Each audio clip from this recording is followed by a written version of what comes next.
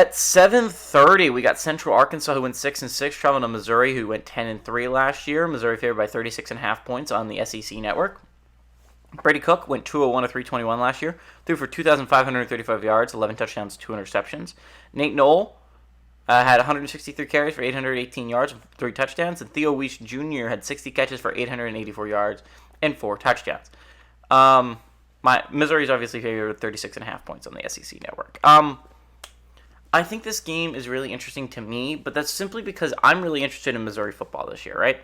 Last year was rough for Missouri. They had high expectations to head into the year, and they didn't do as well as they would have hoped, right? They didn't play as well as they would have hoped they played early on in the season. They wanted a playoff spot. They did not end up getting it. All that being said, they were a game away from a playoff spot. I think a lot of us forget that they went 9-3 last year. If they do not lose a heartbreaker to South Carolina, they are in the college football playoff.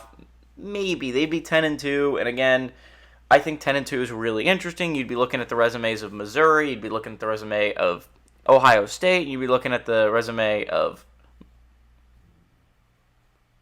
Tennessee. So again, those three I think would have been a realistic debate. I mean, the 2 losses for Missouri, if you went 10-2, would not have been bad. They would have been like a loss to Alabama. And the other one wasn't embarrassing either. I forget it off the top of my head. But they were both solid losses. They were not embarrassing losses like Ohio State and Tennessee had on their resume. So Missouri would have been a really interesting team to look at last year if they did not lose the heartbreaker to South Carolina. All that being said, I think Missouri is an extremely interesting football team this year. How do they handle that, right? Eli Drinkwitz has done a phenomenal job as the Missouri Tigers head coach, but this is the first year since they've been in the national spotlight where I think there's serious questions at a lot of positions. Obviously, Missouri is yet to name a starting quarterback. It is still an active battle between Pribula and the other guy. I'm sorry, I don't remember his name. But I think this is going to be an extremely interesting Missouri team. I think this is a Missouri team that is a little bit slept on, right? Like when you're talking about SEC teams, I don't think there's a lot of teams you can say are slept on. I think Missouri's legitimately slept on. I think a lot of people has forgotten how good Missouri can be.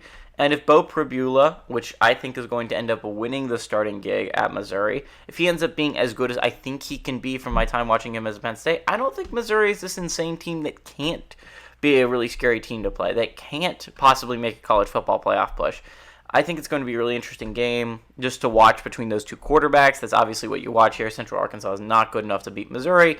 That's the reason why they have yet to name a starting quarterback. Give me Missouri to win, and obviously Missouri to cover at home.